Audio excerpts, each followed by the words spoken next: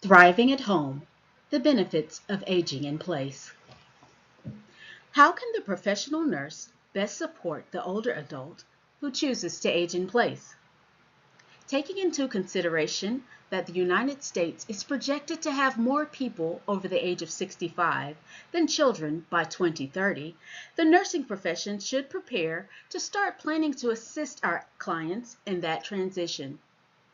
This presentation aims to explore the needs of older adults who choose to remain as independent as possible while living in their homes. The research examines the factors influencing how older adults should prepare to age in place and briefly discusses possible barriers and disparities that may occur. A systematic literature review of studies that examine the needs of older adults who decide to age in place was compiled. This review is crucial in pinpointing current information needs, education gaps, and continued research opportunities. This literature review included peer-reviewed articles from the last 5 years.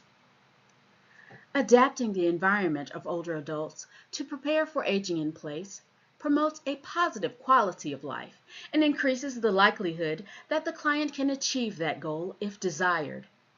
Planning and connecting older adults with community resources and support can develop a successful strategy for aging in place. The main finding is that planning and support are needed for successful acclimation to the changes of older adulthood.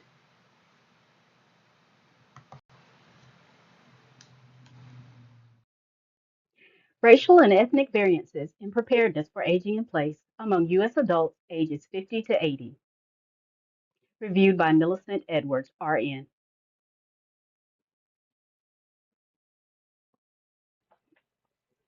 This study provides a comprehensive look at aging in place, focusing on how adults aged 50 to 80 are preparing for this stage of life and uncovering significant disparities. Using a cross-sectional survey, the study explored community, environmental, social, and individual factors affecting the aging in place experience. While many adults in the United States prefer to age in place, the study reveals that racial and ethnic disparities do exist, particularly in individual, social, and community factors critical for long-term living. These insights are crucial for improving patient care, nursing practices, emphasizing the importance of adapting environments to promote positive quality of life for older adults. By addressing these disparities and preparing our aging population, we can ensure that aging in place is a viable and fulfilling option for everyone. Supporting aging in place well. Findings from a cluster analysis of the reasons for aging in place and perceptions of well-being. Reviewed by Chad Abdelrahim, RN.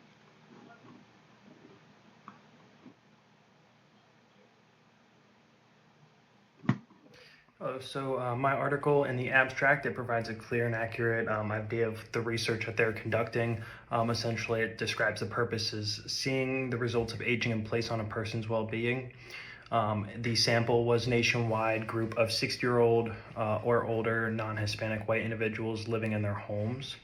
They identified three segments of senior residents based on their reasons for aging in place, and the results reinforce the importance of community-based and integrative programs. Like I said, the purpose is clearly stated. It identifies groups of older adults based on why they choose to age in place and to examine differences amongst their demographics, housing, well-being, and psychological and environmental, physical, and financial areas. It does also point out gaps in previous research on living in place for older adults and the effects that it can have on them. Like I said, the sample is defined in the introduction, but unfortunately it does not include a very wide variety of people. They did choose to just go for a sample of older adults who were white and living at home. So we don't get to accurately address all other racial groups and ethnic groups. But the study does explore different groups, it does explore the older adults' preferences for aging at home. It does identify factors like finances, community ties, and housing choices that influence their decisions. It doesn't directly explain how these findings will improve patient care knowledge, but it does suggest ideas for policymakers and community workers. Um, but us as nurses, we can use this information to support better programs and policies that can help seniors stay independent and connected to their communities. Um, and lastly, it does give insights on the effects of living in place for adults, as well as the future implications, so that we can make a smoother transition into the gray wave, or where in the coming years the United States is going to face a rising elderly population. So it's important that we are prepared for that. And that's essentially what my topic in my article is talking about. Thank you. The article Aging in Place, Are We Prepared? Explores the challenges and opportunities related to the increasing preference among older adults to age in their own homes and communities rather than institutional settings. The authors discuss the demographic shifts leading to a growing elderly population, particularly in Delaware, and emphasize the importance of community support to ensure safety and dignity for these individuals. Key benefits of aging in place include maintaining autonomy, familiarity, and social connections, which contribute to better mental and physical health. However, the article also highlights significant challenges such as inadequate home modifications, transportation barriers, and the strain on informal caregivers. The authors advocate for strategies at both individual and system levels to address these challenges, including improving education, advocacy, and community infrastructure.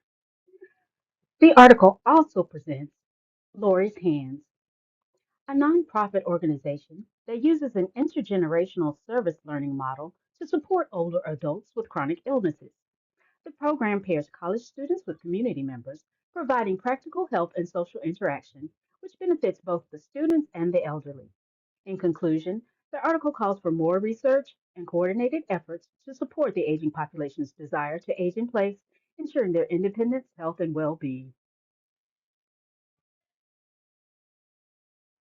Characteristics of falls and recurrent falls in residents of an aging in place community. A case control study reviewed by Casey Harper, RN. This study investigates the connection between falls and the aging in place community with a focus on identifying those at risk and implementing preventive measures. Risk factors identified include sleep disturbances, incontinence, sensory deficits, coordination problems, and comorbidities. In a sample of 50 residents, 30 experienced one or more falls. The average age of those most affected was 87 years. The study found fewer falls occurred between midnight and 6 a.m., with most incidents happening during daily activities in the bedroom and bathroom.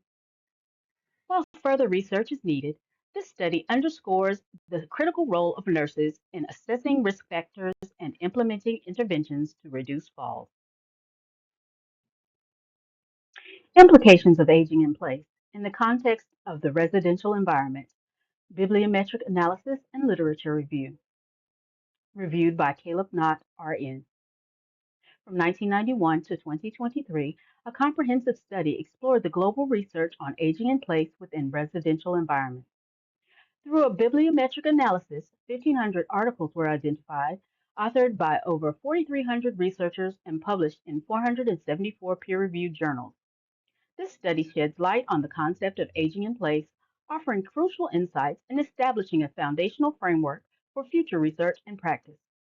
Enhancing our understanding of aging in place, this research supports the well being and independence of aging populations worldwide.